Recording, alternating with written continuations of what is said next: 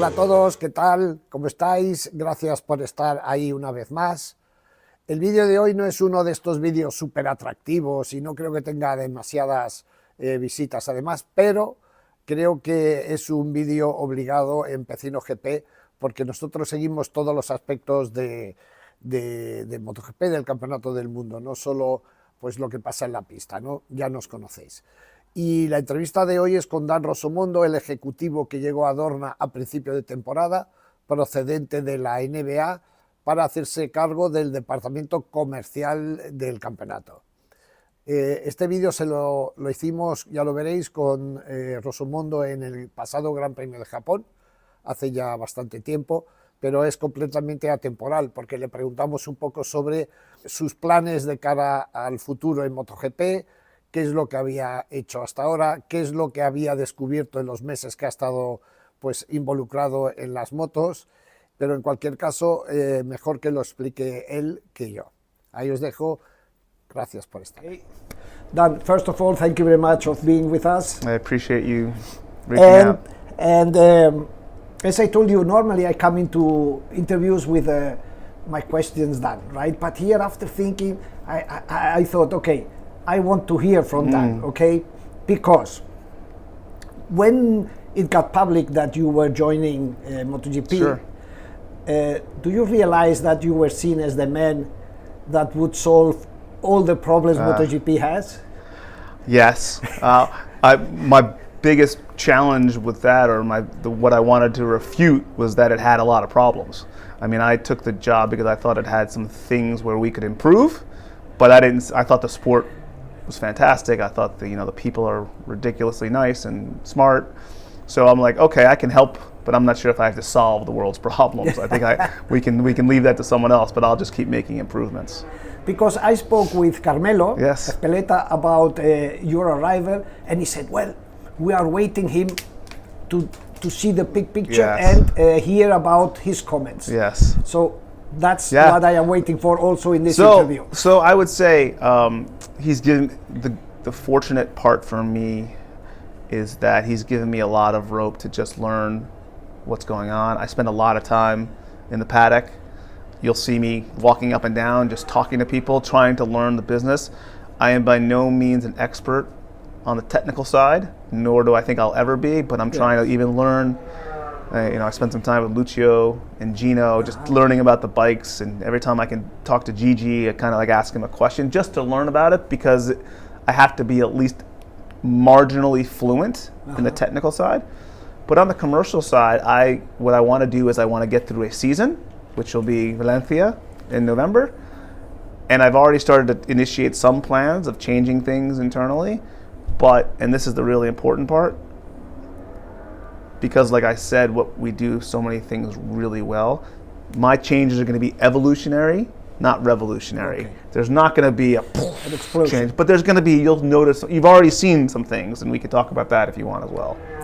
Yes, so, please. I mean, just think about, and this is not, and I want to make sure this is known. These aren't me and my ideas being dictated to the organization. This is the organization, the other people who want to do different things, using me as a way that says, okay, Dan's here, there's a new approach, let's do different things. The sprint podium, when we had it at the fan zone, the Monster fan zone in Barcelona, huge success, unbelievable. It took a lot of work, amazing. But bringing the sport near the fans. Ignacio, who brought you in, the DJ podiums at Mugello, at Misano, at Catalunya, amazing things like that, where we have a great interactivity with the fans. So one thing I'd say we're trying to do, Manuel, is bring the sport to more of the fans. You saw before Mugello, we did an event in Milan. Brought the bikes out there. We probably should have done that a few weeks earlier. So those are the things that we're trying to do. You'll probably see him a little more active on Twitter than other people, or X, whatever that's called now, because I want to hear from people. I want to talk to them about what they think the sport can do. I think at some point there's going to be a top-down push on how this sport can be marketed. But a lot of times the best ideas come from fans and journalists and riders. So I think those are the things I'm working on now. So you are explaining that basically your input is to increase the communication. Yeah, I think increase the communication. I think we think that we talk to our fans very well. We need to talk to more fans, Yes, different exactly. fans. It has to, the word, the American slang for that is we need to widen the funnel. Uh-huh. Like we have a very good core audience, but in order for us to grow commercially, in order to make more money for not just Dorna, but also the riders, the teams, the manufacturers, more people have to be involved in the sport. And I think we have a very attractive property. Yes. I mean, so that's a great position to be in. You just have to expose more people to it. Yes, because the fans that follow MotoGP are very loyal and very fan. Yes. But the thing is to grow, Yeah, as more, you say, more. on the side, And I've Sideways. seen it through my children's eyes. Like, look, they are very spoiled because they get to see they get to go to the paddock, they get to go to the pit lane, things like that. But their eyes are, and they tell all their friends about it. Their friends come over and watch a race at 8 a.m. with them. So they're like seeing this for the first time and they're sending me ideas as well. So we do have to increase the fandom. And what that means too is working with broadcast partners, the big ones, DAZN, Canal Plus, Sky, TNT, Service TV, working with our major broadcasters to help promote the sport, working with our marketing partners, Red Bull. I mean, Red Bull and Monster are probably just two of the best marketers in the world. So working with them on exposing the sport, and then there's Michelins and Lenovo's and Tissot's and BMW's of the world. And then also new territories. Like, I'm American. Yeah. There's probably a reason why they hired me. they want to bring the sport to America. So how do we do that there? How do we build an audience in Indonesia, in India last week? I mean, anybody who went to India, you can have complaints about the weather, you can have complaints about the disorderly process of us getting there, but you can't have a complaint about the fact that the fans were knowledgeable, they showed up, and the business community embraced us. So I would say it's not only new fans, but in our same territories, France, Spain, and Italy, the beating heart of MotoGP, right? That's where the pulse is. We need to go other places too. Regarding India, Yeah. there were only 5 normal or regular journalists in India. Isn't that something to think about? Meaning 5 like the newspapers and things like that? Yeah, Or- there were no Spanish journalists, Yeah. no Italian Well, journalists. is that a reason because they didn't want to pay for it? I don't understand. I don't know. No, I mean, because the question is, look, we have 10 Spanish riders in MotoGP. yeah. We have Acosta in Moto2. We have the leader in Moto3. Yeah. And no Spanish Yeah, it's interesting. was here. And no Italian media apart from the TV was here. I would Or say was there, I think there's a lot of things we can learn from our first experience in India. It's a country of 1.4 billion Yeah, people. yeah, it's a The continent. The state of Uttar Pradesh, who is our big partner, has 250 million people. So there's a lot that we can learn. I would say part of it was, I think probably there was some skepticism that we'd actually be able to pull it off. And I think that might have dissuaded people from going. But I do think, like, we have a moment, like, Spain and Italy, I think people talk to me out of both sides of their mouth. They say, we need less Spanish and Italians. I Agree. But then they say, this is the best market. These are the best riders. So we need to do both. We need to, and I say this a lot, cultivate our existing audience and fans and build them here. Don't forget about Italy, Spain, and France. You just can't. But also expose the sport, develop talent outside of those markets, so it can be a truly. And I'm doing a presentation right now. I'm doing it next week in New York about the U.S. and we have a great heritage in the United States. Casey Stoner, think about that. There's a lot of things that we can talk about the history of MotoGP. So it's just a matter of, you can do 2 things at once, or in my case, we're going to try to do 40 things at once. You can keep your existing fans involved, but also find new ones. And what an interesting fact is, one of the most important things to our existing fans is that we expose the sport to new fans. In a motorsport survey that we did last year, a motorsport survey we did last year, they said, 66% of them said, we want you to bring on new fans. That's a huge number. they want to share this sport with other people. So it's good. Yes, but do you think that you can internationalize the sport when there are so much Latins? I mean, I think so. Yes. I think so. Look, let's look at football. Okay. It's hugely popular in the United States. It's huge. I mean, like, you cannot walk into a grammar school or a middle school without seeing a Real Madrid jersey, without seeing a Messi jersey, without seeing a Manchester United jersey. Look, you know, no one complains that there's too many. I say this, I joke about this, Manuel. It's like a lot of Americans spend their summers in Italy, and they go to the Uffizi. They don't complain that there's too many Italian painters on the wall. You know, they don't complain about that. I think Americans and other cultures want the best. Now, they would also want a hero, but they also want the best.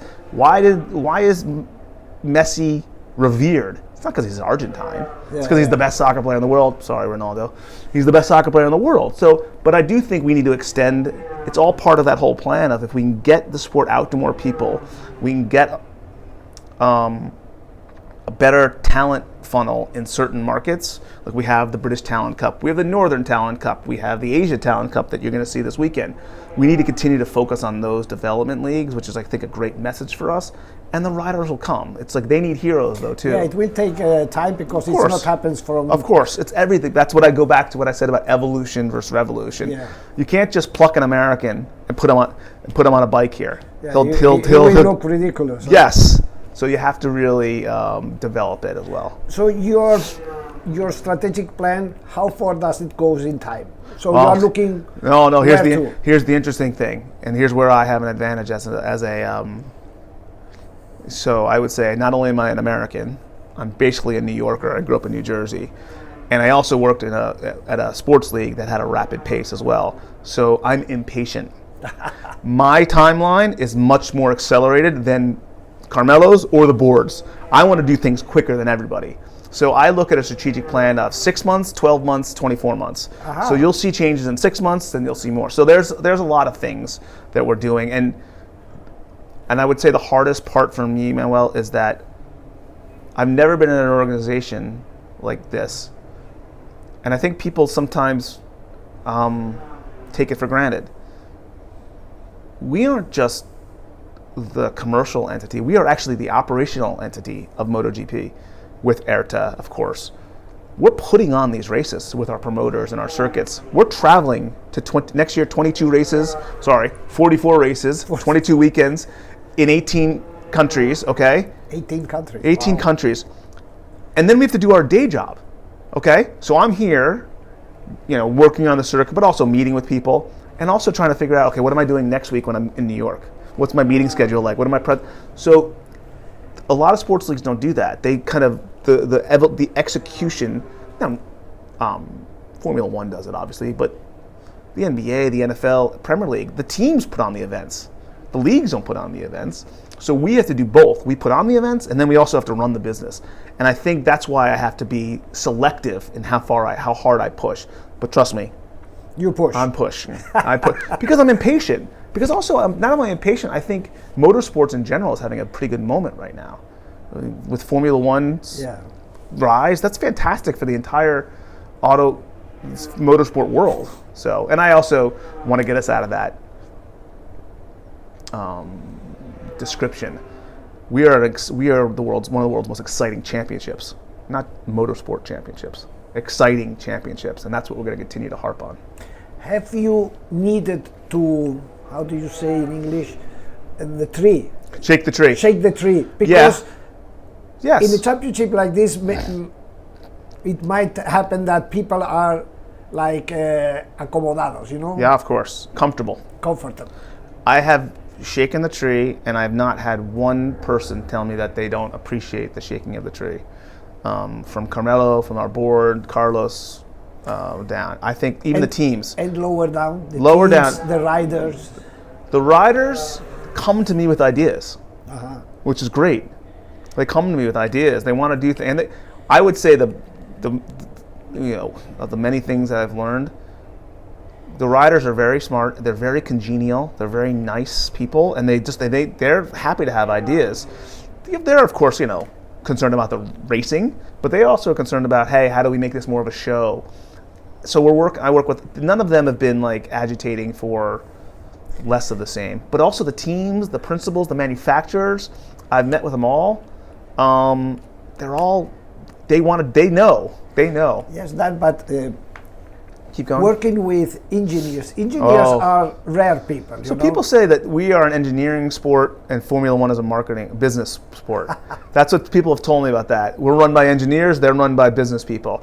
It's an interesting dynamic but I think, again, even the engineers, I spent a good amount of time with some of the technical folks, and I think that obviously they care most about how fast the bike goes and how efficient the bike is and how it turns and how it handles.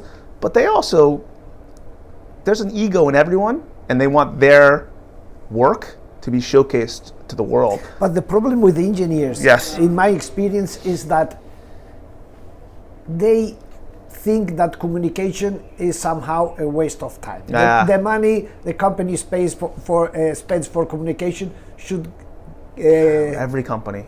Every company, if you go out to Silicon Valley, okay, and you talk to the major tech companies out there, there's always the product side and the marketing side. They always, it exists everywhere. So there's always hey, you wouldn't have a job if I didn't create this good product. Yeah, well, if I didn't tell people about your great product, you wouldn't have a job. There's like that give and take about nothing things. Nothing new. Nothing. And I think that's something, I think so important. I try to, as I'm pushing with my team, and they come back to me with this problem or this hurdle, I say to them, it's okay. Those hurdles exist elsewhere. It's not just you. Trust me, they exist in other sports, in other properties. So take heart. We'll figure it out together. It's just a matter of let's see if we can just pick up the pace and think differently a little bit. Think about, and that's, I guess, the challenge that we all have is everybody gets comfortable in the way you think. In your personal life, how many times have you argued with your children about the same thing? Like I do it all the time. You're going to argue about people because you're set in your ways in a little while. And I think our ways are great, but maybe we can do things the same, but also do them a little bit better. And I think that's what we're pushing. Yeah, that has to be the goal. Has to be the goal. So to finish, what is coming next that we will be surprised by your evolution? What is coming? I think you're going to see a lot more outside of the circuits. Okay? I think you're going to see a lot more, meaning outside of the circuits is, it's great that we go to Sachsenring and have 240,000 people, or Le Mans and have 280,000 people. That's fantastic. But what are we doing outside of the circuits to increase that fan base? So you'll see a little bit of that. I think you're going to see a lot more done in digital media in your world. I think we're going to be very aggressive in how we promote our content and our races. So those two things you'll see pretty quickly. I don't, by any stretch of the American, people have asked me this, and I will say I do not want to Americanize anything here. That's not what we're about. What we're about is taking the best ideas of other properties and seeing how they can work in our sport. You don't fear to watch other places and copy, if it's okay?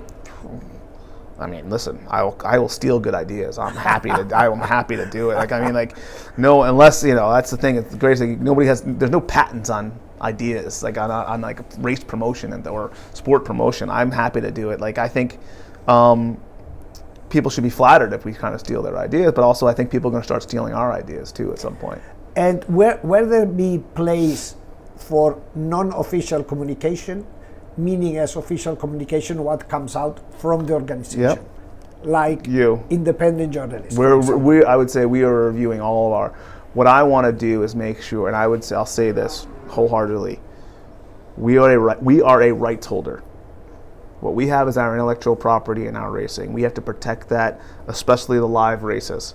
But what we need to do is we need to encourage you and encourage fans to utilize our content within our guidelines, but we need to help you guys help to be a mouthpiece for us as well. So yes, there's what I'm also learning is every rule that we have, every playbook that we have, I want to evaluate it, because sometimes it could have been a reason to do this 5 years ago. But hey, there could have been a reason to do this 5 years ago, but not now. So I think Uh-huh. that's the other thing. It's like that's let's a part of the evolution. evolution. Let's look at things. Like maybe there's still a reason to do it, but maybe there's not a reason to do it. It also goes into things we spend money on. And I say this wholeheartedly. Everybody said, "Oh, are you going to increase the budget for this?" Maybe, but maybe we're also spending money on things that we don't need to spend money on anymore. So let's use that to go and invest in digital content, fan acquisition, customer retention, things like that. So I would say we look at everything, and we look at everything in that regard. Dan, thank you very much. Thank you very much. I have been here for almost 30 years. My goodness. So I am expecting and waiting to see what Dan Rossomondo will do in the championship. I hope the championship gets even better than it already is. Thank you very much. Thank you very much.